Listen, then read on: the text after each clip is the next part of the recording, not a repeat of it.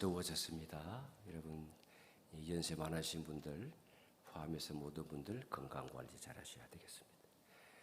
신앙의 꽃이 예배라고 한다면 신앙의 열매는 감사입니다. 감사할 줄 모르는 신앙인은 매우 미성숙한 성도라 할 수 있습니다. 앞뒤 좌우에 계신 분에게 여러분 고맙지 않습니까?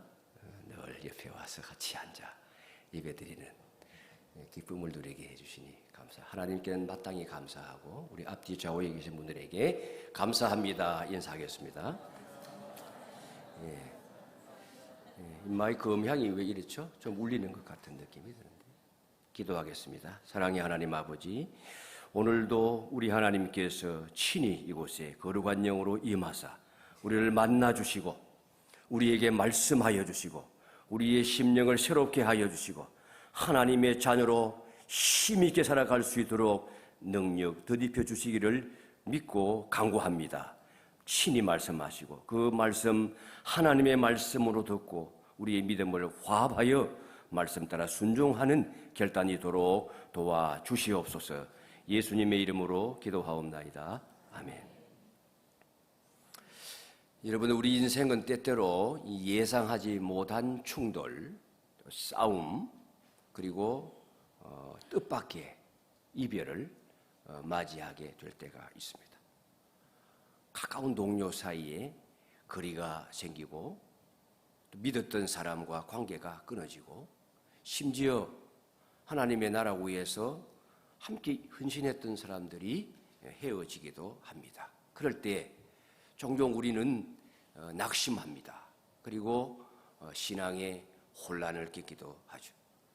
그러나 성경은 놀라운 사실을 가르쳐 줍니다. 우리가 인간끼리 의견이 다르고 여러 가지 갈등을 겪고 충돌을 겪는 상황 가운데서도 우리 하나님의 계획과 하나님의 섭리는 계속되고 진리 복음은 결코 멈추지 않는다는 사실입니다. 오늘 본문에 보면 초대교회의 매우 중요한 두 지도자, 두 인물 바울과 바나바가 갈라서는 장면으로 시작합니다. 그런데 여러분, 그 이면에는 놀랍게도 계속하여 역사하시는 하나님의 손길을 우리가 발견할 수가 있습니다. 우리 인간은 그렇게 연약해요. 그런데 인간의 연약함, 인간의 약점, 인간의 허물을 넘어서서 그것을 초월하여 복음이 더 넓게 퍼져나가고 교회가 더 단단하게 세워지는 과정, 이것이 오늘 본문의 핵심적인 메시지입니다. 첫 번째로 살펴볼 것은 우리 연약함에도 불구하고 하나님의 뜻은, 하나님의 섭리는 계속 이루어지고 진보한다는 겁니다. 여러분, 바울과 바나바가 안디옥 교회, 이방에 세워진 안디옥 교회에 파송을 받아서 1차 선교 여행을 다녀오지 않았습니까? 바나바의 고향인 구브로로 가서 그 위로 올라가서 토로스 산맥이라고 하는 높은 산맥을 넘어서 비시디아, 안디옥, 이고니온, 루스드라, 더베 이런 지역을 전도하고 그리고 다시 그 길로 돌아서 안디옥에 들어와서 편안하게 또 제자들을 가르치면서 신앙생활을 하고 있었는데 그렇게 돌아온 지 한 5년 정도 될 즈음에 상당한 시간이 지난 거죠. 바울 사도가 바나바에게 제안을 합니다. 우리가 2차 선교 여행을 가자. 그런데 먼저 가서 복음 전한 그곳에 교회들이 잘 있는지, 신앙생활을 잘하고 있는지 살펴보고 믿음을 돋우고 돌아오는 것이 어떻겠느냐. 그렇게 제안을 하죠. 이제 2차 선교 여행을 서로가 결정을 합니다. 36절 말씀 같이 읽어보겠습니다. 며칠 후에 바울이 바나바더러 말하되 우리가 주의 말씀을 전한 각 성으로 다시 가서 형제들이 어떠한가 방문하자 하고, 이 며칠 후에라고 하는 것은 상당한 기간을 의미하는 겁니다. 그런데 가는 목적이 무엇입니까? 교회의 믿음을 살펴보고 강화하기 위한 것입니다. 형제들이 어떠한가 그냥 보기 위한 게 아니에요. 믿음의 수준을 보고 더욱더 믿음을 강화시키고 든든하게 세우기 위해서 방문하자 하는 겁니다. 굉장히 좋은 뜻으로 복음을 전하려고 서로가 결정을 내립니다. 그런데 이 두 사람이 2차 선교 여행을 떠나기 전에 큰 다툼이 벌어지는 거예요. 누구 때문에? 마가 때문에. 마가는 누굽니까? 바나바의 조카예요. 가족이에요. 근데 이 마가가 1차 선교 여행을 할 때에 같이 갔거든요. 근데 구브로에서 전도를 하고 그 다음에 거기에서 총독을 복음화시키고 배를 타고 건너가서 밤빌리아라고 하는 곳에 다다랐을 때에 그 험준한 산맥을 넘는 것에 대한 두려움을 느꼈는지 이런저런 이유 때문에 정확하게는 알 수 없지만 아직은 준비되지 못한 사역자로서 그냥 떠나가 버렸잖아요. 예루살렘으로 돌아갔어요. 고향으로 간 거예요. 어머니가 있는 곳으로 간 겁니다. 그때에 함께 수행원으로 간 사람이 빠져버렸으니까 선교팀에 결혼이 생기는 거고 함께 동역하는 일에 어려움을 겪었을 것은 당연하잖아요. 생활에 필요한 짐들도 가지고 가야 되는데 그 산을 넘어가야 되는데 그러니까 사도 바울의 성격으로 볼 때 이건 도무지 용납할 수가 없었던 거예요. 그의 삼촌 바나바의 경우에는 이분은 워낙 성품이 좋아서 이렇든 저렇든 충분히 용납하고 이해할 수 있었던 것 같아요. 그런데 바울의 성격으로는 용납할 수가 없었어요. 그런데 이 마가가 이번에도 함께 가기를 원했던 거예요. 그럼 바나바는 적극적으로 같이 데리고 가자. 그런데 사도 바울은 안 된다. 이게 의견 충돌이 일어난 수준이 아니고 심한 언쟁으로 감정이 격렬하게 폭발한 상태예요. 심히 다투었다고 하는 말은 우리가 권투할 때, 여러분 잽 들어보셨어요? 잽, 컷, 어퍼컷 들어보셨어요? 잽, 컷. 그 제가 보니까 원어를 해설해 놨는데 그런 단어로 설명해 놨어요. 이게 그러니까 공격을 가하는 거예요. 이게 한번 나가고 나면 그 다음에 더 강한 게 따라갈 거예요. 그러니까 직접적으로 공격을 가하고 찌르는 행위를 말하는 거예요. 그러니까 이것은 상대방이 당연히 반응이 돌아올 수밖에 없도록 공격을 가하는 것이 심하게 다투었어요. 그래서 엄청난 적대감을 드러내어서 격렬한 감정 다툼을 한 겁니다. 바나바는 위로의 아들이라고 불리는 사람이에요. 매우 온순하고 매우 화합적인 성격을 가지고 있는 사람이에요. 바울도 그렇게 다메섹에서 유대인들로부터 적대적인 비난을 받고 예루살렘 교회에 와서도 사도들에게 그렇게 적대적인 대우를 받던 사람인데 바나바가 데리고 와서 중지한 사람이잖아요. 그러니까 지금의 바울은 바나바 때문에 있는 거예요. 길리기아 다소 고향에 있을 때에 그 오랜 세월이 있었거든요. 그렇게 야인처럼 있으면서 물론 그곳에서 복음을 전했겠지만 고향에서 그 바울을 안디옥으로 데리고 와서 나랑 같이 교회를 세우자 해가지고 목회 사역을 하도록 이끌어준 사람이니까 지금의 바울이 있게 만든 사람이 바나바예요. 그러니까 바나바 입장에서 볼 때는 좀 내가 얘기를 하면 바울이 들어줄 수도 있어야 되는 것 같은데 이 바울의 입장에서는 절대 후퇴할 수 없는 그런 사람이었던 겁니다. 아주 유순한 위로의 아들이라 불렸던 이 바나바 그리고 아주 올곧은 성격의 바울이 서로 원만하게 지내기는 힘들었던 것 같아요. 지금까지 잘 지내온 게 천만다행이에요. 여러분 복음 사역자들의 이상적인 우정이 이 비극적인 현실 속에서 갈라지는 순간이에요. 인간적으로 볼 때는 가슴 아픈 순간입니다. 그런데 이 바울은 이 마가의 그 이전의 실패를 문제 삼았어요. 15장 38절 보시면 바울은 밤빌리아에서 자기들을 떠나 함께 일하러 가지 아니한 자를 데리고 가는 것이 옳지 않다. 하나님의 나라 사역이 원칙이 있고 기준이 있지. 그 엄격함을 강조하는 거예요. 이게 바울의 성격이에요. 바울의 자세요. 바울의 사역의 방식이에요. 진리의 사역에는 기준이 있다. 하나님 앞에 헌신에 서면 헌신의 약속을 따라서 책임을 지는 자세가 필요하다. 그래서 안 된다. 근데 바나바의 경우에는 아니 사람이 그렇게 실수할 수도 있고 좀 이전에는 미숙할 수도 있지. 근데 지금은 또 사람이 변했고 또다시 헌신하기를 원하니까 회복의 기회를 주자, 재기의 기회를 주자, 이렇게 주장을 하는 거죠. 은혜의 사람은 회복을 지향해요. 근데 진리의 사람은 사역의 기준을 요구해요. 둘 다 옳은 거예요. 그죠? 둘 다 옳은 거예요. 근데 그 사역에 임하는 방식과 자세는 달랐어요. 여러분, 교회 안에도 이런 일들이 일어날 수가 있습니다. 사람의 성격 따라 믿는다고 하잖아요.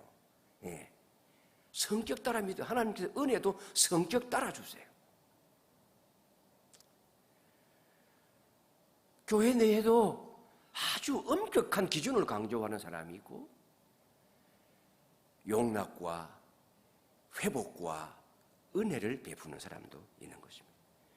중요한 사실은 하나님께서 이 불완전한 인간의 약점을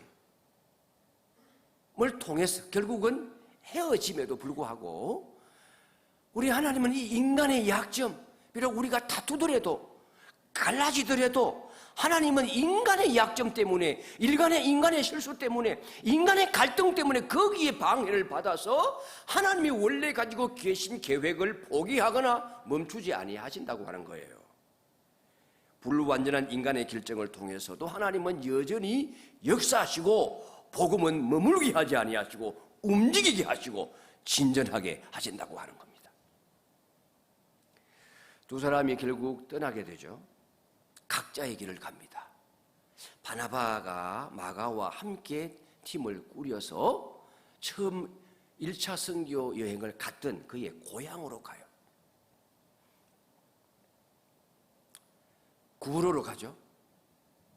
바울은 실라와 함께, 이 실라는 예루살렘 교회에서 그 안디옥 교회에 갈등이 있을 때에 바나바와 바울이 와서 예루살렘 공의회를 거치고 난 다음에 공의회의 결정사항을 편지로 써서 보낼 때에 이 실라를 그에게 보내었는데 이 실라가 돌아오지 아니하고 선교에 동참을 하는 것입니다. 그래서 바울과 실라가 한 팀이 되어서 수리아 지역이 어디입니까? 안디옥 교회가 있는 곳이 수리아 지역이. 수리아 안디옥. 처음 1차 선교 여행을 갔던 곳은 비시디아 안디옥. 로마 시대에 안디옥이 몇 개가 있었다고요? 16개가 있었다. 성경에는 두 군데 나온 이 수리아 지역, 지금 안디옥 교회가 있는 지역에 그 수리아 지역을 따라 올라가는 거예요. 지금 배를 타고 가지 않습니다. 수리아 지역을 따라 올라가면서 이미 형성되어져 있는 교회들을 방문을 하고 그 다음에 길리기아 지역으로 올라가요. 길리기아가 어디입니까? 사도 바울의 고향 다소가 있는 지역이에요. 그 길리기아 지역이 1차 선교 여행하게 될 때에 비시디아, 안디옥, 그 다음에 이고니온, 루스드라, 더베 이제 조금만 더 오면 있는 그의 고향인데 1차 선교 여행 때는 고향을 방문하지 아니했죠. 그런데 그 지역을 통하여 1차 선교 여행을 했던 곳으로 거슬러 가는 것입니다. 가다 보게 되면 에베소로 가게 되어지고 가다 보게 되면 그 다음에 드로아에서 계속해서 그 아시아 지역을 전도하려고 맴돌고 맴도는데 길이 막혀서 그 다음에 다음 주에 나오겠지만 마게도나에서 건너와서 우리를 도우라는 환상을 보고 건너가게 될 겁니다.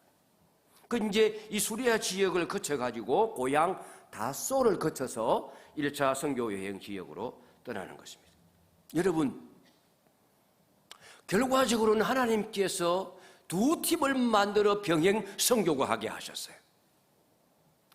그러나 이 본문을 좀 살펴보면서 우리가 생각해 보게 될 때에 이 회복된 신앙의 이 양심과 이성을 가지고 판단해 보게 될 때에 누가 더 옳은 것 같아요? 바나바가 옳은 것 같아요? 바울이 옳은 것 같아요? 제가 여러분들의 어느 편을 들라고 하는 건 아닌데요. 40절을 보시면 안디옥 교회가 바울의 결정을 공식적으로 받아들였다는 뉘앙스가 나와요.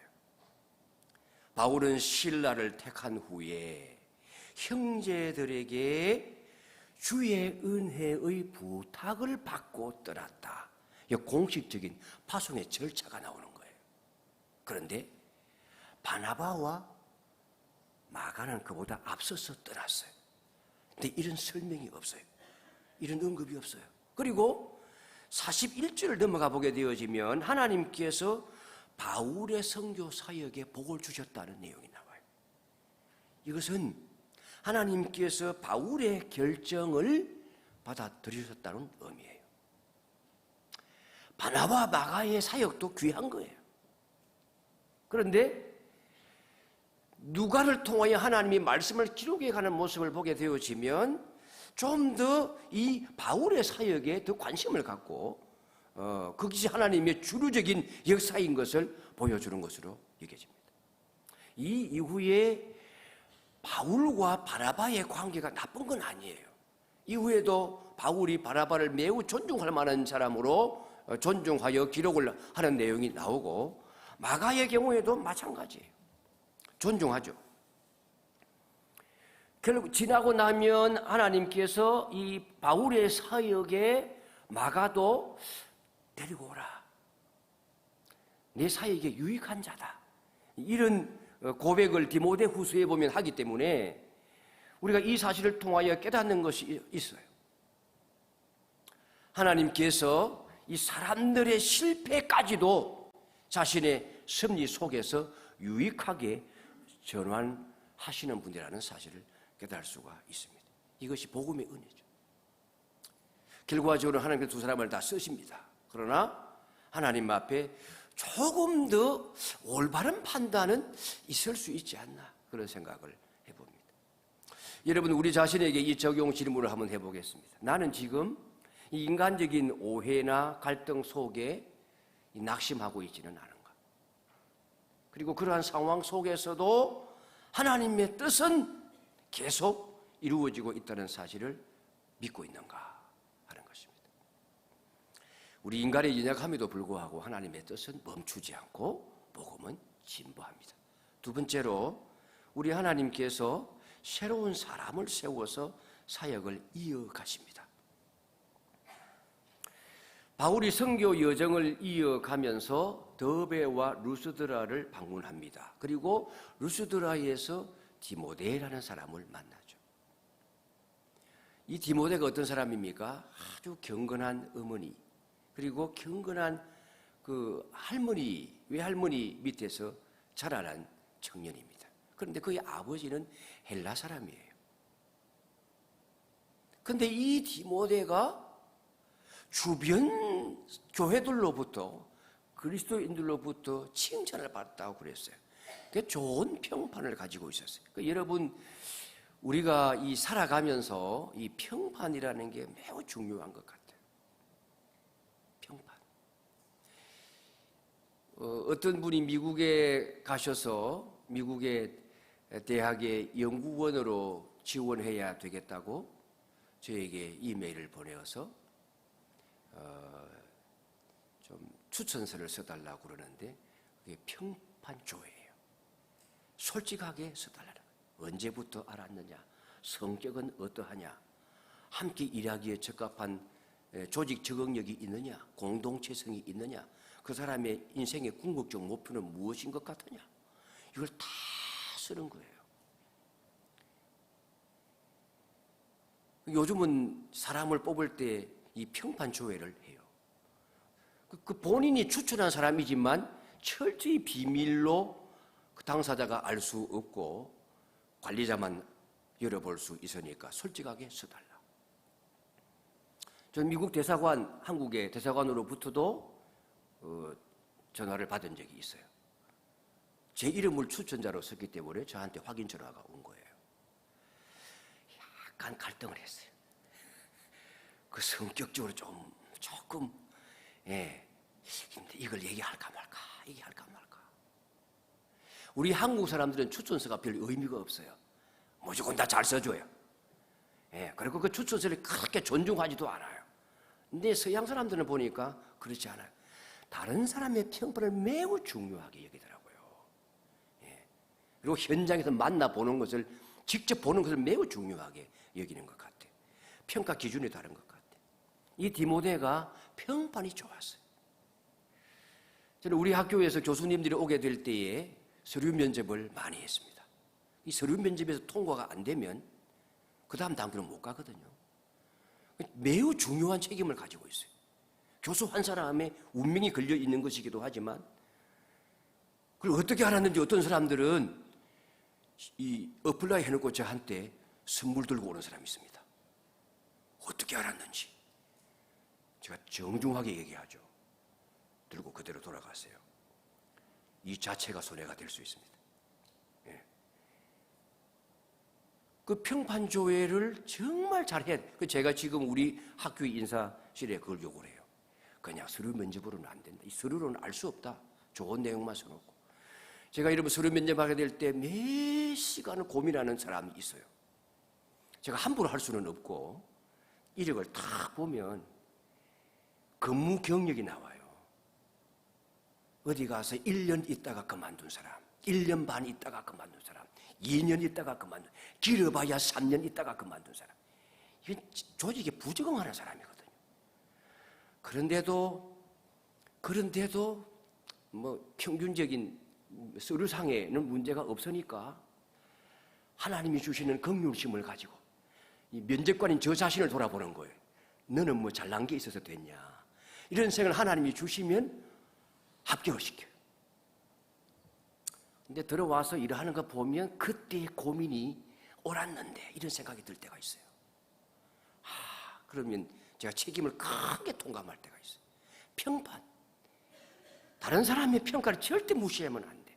여러분 배우자 선정하시게 될 때에 결혼하고 난 다음에 후회하지 마시고 친구를 잘 보셔야 되고 부모님을 잘 보셔야 돼요. 그리고 진짜 눈에 멀어서 콩깍지가 씌어가지고 빠져있는 아들, 딸들을 잘 깨우치셔야 돼요. 이런 객관적인 이 판단 능력을 가지고 이 주변 사람들을 통한 이 평판을 잘 살펴보고 평가하도록 진짜 부모님의 역할을 잘해야지 죽을 고생 안 하는 인생을 살 수 있게 되는 겁니다. 디모데가 평판이 좋았어요. 그런데 여러분 디모데가 언제 예수님을 믿게 됐을까요? 성경에 그 기록이 없어요. 그리고 그가 살고 있는 루스드라에는 유대인들이 없었어요. 유대인들은 가는 곳마다 회당을 만들잖아요. 그런데 사도 바울이 루스드라에 전도를 갔을 때는 회당이 없었어요. 그러니까 그 동네는 거의 헬라 사람들이 지배하는 도시였다는 것을 알 수가 있어요. 왜냐하면 유대인들은 남자 10명만 있으면 회당을 구성할 수 있는 자격 요건이 되었어요. 그렇다면 회당을 만들지 않은 이유가 없는데 이 루스드라에는 회당이 없었단 말이죠. 그러니까 유대인들이 없는 지역이에요. 그렇다면 공식적으로 랍비를 통하여 선생을 통하여 지속적으로 모이는 공간이 없고 교육받을 기회가 없기 때문에 전적으로 유대인 어머니인 유니게와 로이스를 통해서 외할머니를 통해서 신앙 교육을 전수를 받았을 거예요. 아버지는 헬라인이었으니까. 그러니까 이 디모데는 난지 8일 만에 받는 할례도 못 받은 거예요. 그런데 그 어머니가 유대교적인 신앙 교육을 시켜왔고, 그 다음에 그 루스드라에 방문했을 때에 그의 어머니 할머니 이 디모데가 사도 바울의 복음을 받고 분명히 믿었을 것이다. 이렇게 우리는 확장할 수가 있어요. 그렇다면 복음을 받아들일 수 있는 기회가 없었기 때문에. 그래서 이 루스드라에 갔을 때에 바울이 디모데를 만나게 되는데 세월이 흘렀잖아요. 5년여 세월이 흐르는 동안에 믿음이 매우 크게 자라난 거죠. 지도자로서의 영적인 두각을 나타내었던 거예요. 사도행전 16장 2절 보시게 되어지면 디모데는 루소드라와 이고니온에 있는 형제들에게 칭찬받는 자니 그랬어요. 루소드라하고 이고니온은 붙어있는 도시이긴 하지만 그래도 한 32km 정도 되기 때문에 걸어가려고 하면 적어도 하루는 걸리는 시간이에요.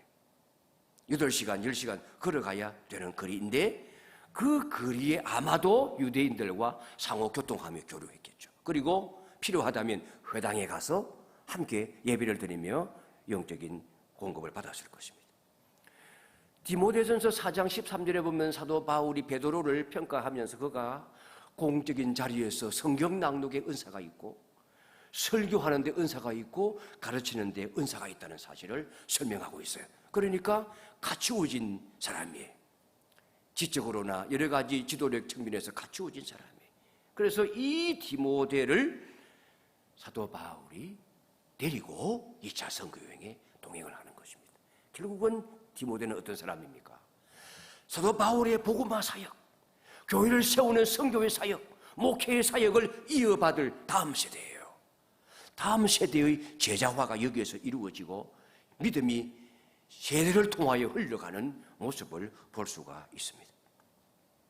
하나님께서 바울을 통하여 그 디모데를 발탁하게 하시는 거죠. 새로운 사람을 세워서 복음을 이어가게 하시는 하나님의 역사를 여기에서 볼 수가 있습니다. 바울이 이 목회하는 디모데에게 보낸 디모데 전후서를 통해서 그가 얼마나 디모데를 사랑했는지 자기 아들이라고까지 불렀지 않습니까? 그렇게 아주 애틋하게 여기고 사랑하는 모습을 그 서신서 속에서 볼 수가 있습니다. 복음이 그를 통하여 다음 세대로 흘러가야 하기 때문에 사도 바울은 이 디모데에게 그렇게 애정을 쏟았던 것입니다. 근데 여러분, 놀라운 것은 이 바울이 디모데에게 이곳을 떠나기 전에 할례를 행해요. 아니, 여러분 지금 얼마 전에 15장에서 예루살렘 교회가 내린 결정이 무엇입니까? 우리가 이방인에게는 율법을 요구하지 않겠다, 할례 요구하지 않겠다라고 하는 결정이었잖아요. 지금 사도 바울과 바나바가 예루살렘 교회에서 안디옥으로 올 때에 그 결정문을 들고 와서 전했더니 안디옥 교회 교인들이 자유함을 누리고 기뻐하였다고 하지 않았습니까? 그리고 가는 곳마다 지금 사도 바울은 이 복음을 전하고 있어요. 먼저 전했던 그 지역에 형성된 교회에 갈 때도 이 복음을 전하는 거예요. 할례를 받을 필요가 없다, 율법 지킬 필요가 없다고 가르치기 위하여 가는데 지금 디모데에게는 왜 할례를 행하게 하는 겁니까? 다 큰 성인에게 그 고통스러운 할례를 행하게 하는 것입니다. 여기에서도 우리가 지혜를 발견해야 돼. 복음은 전에도 말씀드렸지만 복음은 문화의 옷을 입고 전달되는 겁니다. 그러니까 이것은 지금 문화적인 선택이에요. 할례를 구원의 조건으로 제시하는 것이 아니라 만약 할례를 구원의 조건으로 제시한다면 그건 복음을 왜곡하는 것이라고 이미 말씀을 드렸어요. 그러니까 사도 바울의 입장도 마찬가지예요. 계속하여서 사도 바울은 내가 복음을 전함에 있어서 한두 사람이라도 구원하기 위해서 나는 유대인의 율법을 끝까지 지키겠다, 유대인에게는 유대인의 율법을 지키겠다, 이방인에게는 이방인의 규례를 따라서 행하겠다. 그렇게 하는 이유는 할 수만 있다면 한두 명이라도 몇 사람이라도 구원하여 예수님 믿게 하기 위해서라는 얘기를 얼마나 많이 했습니까? 그러니까 지금 여기에서 디모데에게 할례를 행하는 것은 그 다음에 넘어가게 되어지면 회당에 들어가야 되는데 그것이 사도 바울의 끊임없는 선교 전략이잖아요. 사도 바울은 가는 곳마다 유대인들에게 먼저 복음을 전했어요. 유대인들이 모인 곳은 회당이니까 회당에 들어가야 설교할 권리를 가지고 받을 수가 있고 그래야 복음을 전할 것이니까. 그러면 디모데도 따라가야 되는데 디모데는 헬라인이요 할례를 받지 못한 자요 부정한 자이기 때문에 아무리 데리고 다녀도 회당에 들어갈 수가 없는 것 아니에요. 그러니까 복음에 방해가 되어지는 요소를 제거하기 위해서.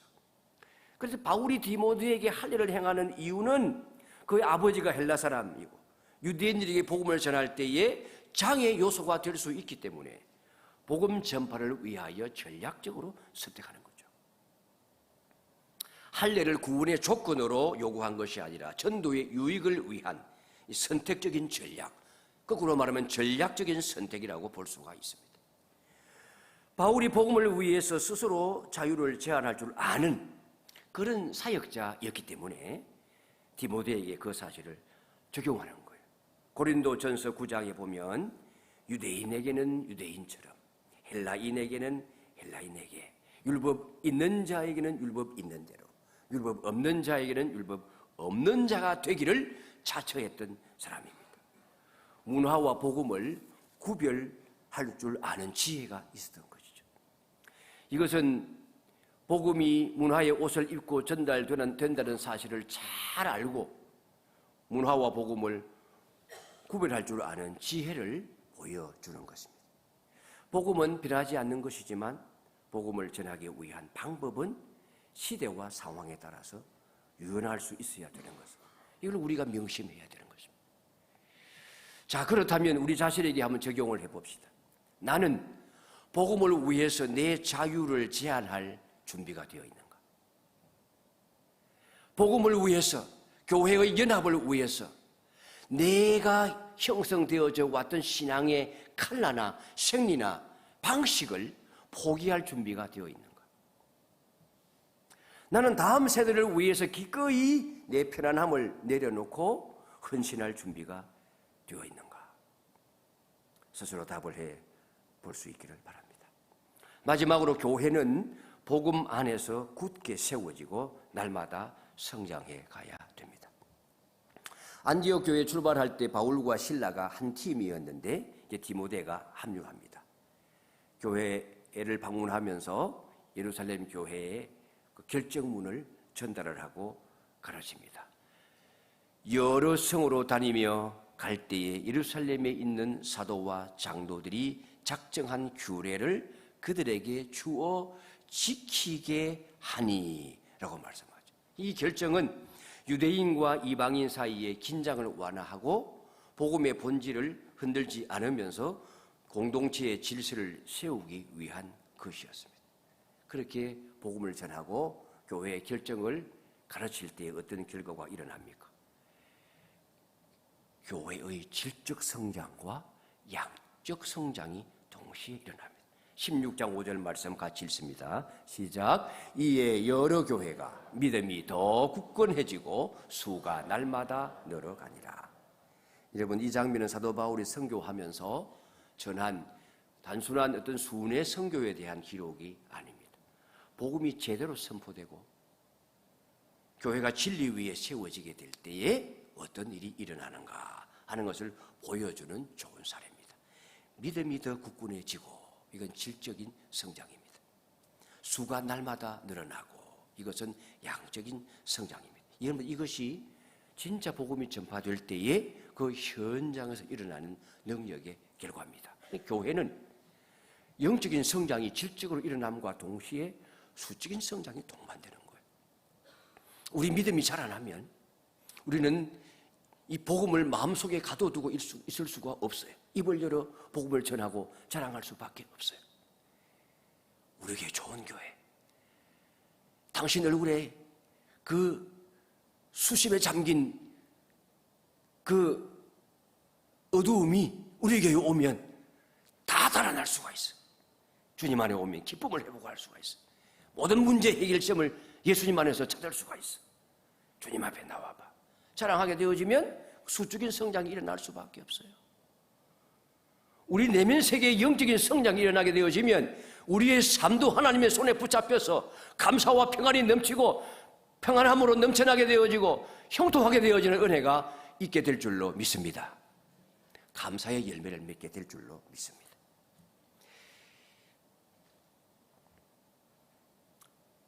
복음은 공동체를 믿음으로 하나 되게 만들고 동시에 교회가 외적으로 성장하게 되는 능력을 가지게 됩니다. 복음이 교회 안에 바르게 자리 잡을 때에 하나님께서 그 교회를 통해서 세상을 변화시킵니다. 복음은 개인을 넘어 공동체를 변화시키는 힘이 있습니다. 이 진리를 우리 자신에게, 우리 교회에 적응해 봅시다. 우리 교회는 진리 위에 굳건하게 서 있는 교회인가? 복음의 본질을 지키면서 세상과 문화를 향해서 진리의 복음을 끊임없이 전파하는 선교적 교회로 존재하고 있는가?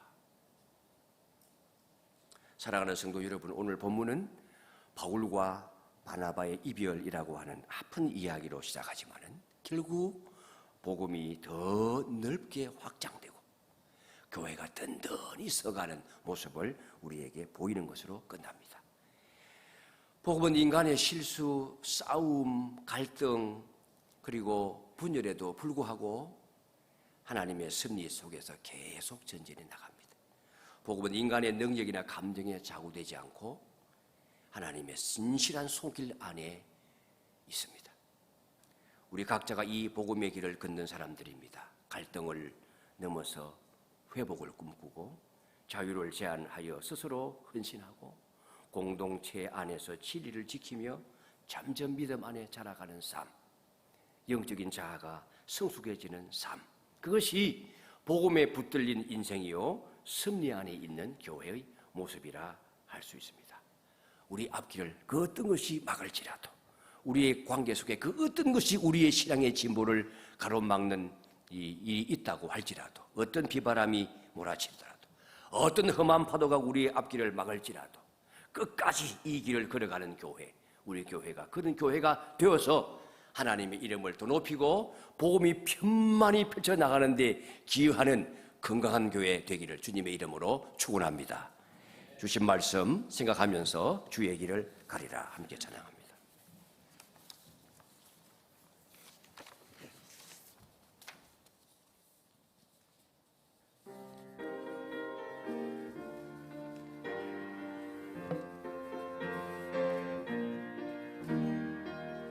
비바람이 앞길 막아도 나는 가리 주의 길을 가리 눈보라가 앞길을 가려도 나는 가리 주의 길을 가리 이 길은 영광의 길 이 길은 승리의 길 나를 구원하신 주님이 십자가 지고 가신 길 나는 가리라 주의 길을 가리라 주님 발자취 따라 나는 가리라 나는 가리라 주의 길을 가리라 주님 발자취 따라 나는 가리라 험한 파도 앞길 막아도 나는 가리 주의 길을 가리 모진 바람 앞길을 가려도 나는 가리 주의 길을 가리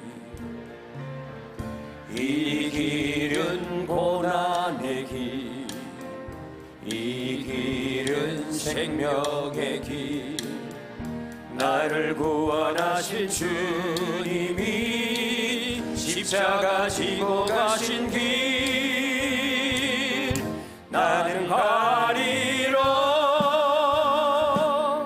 주의 길을 가리라 주님 발자취 따라 나는 가리라 나는 가리라 주의 길을 가리라 주님 발자취 따라 나는 가리 나는 가리라 나는 가리라 주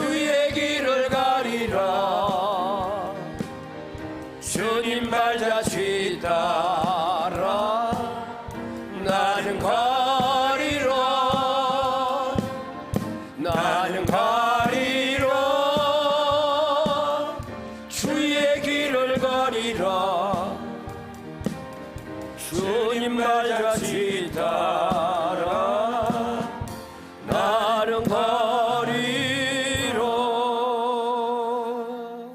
우리 시간 없이 많이 기도합니다.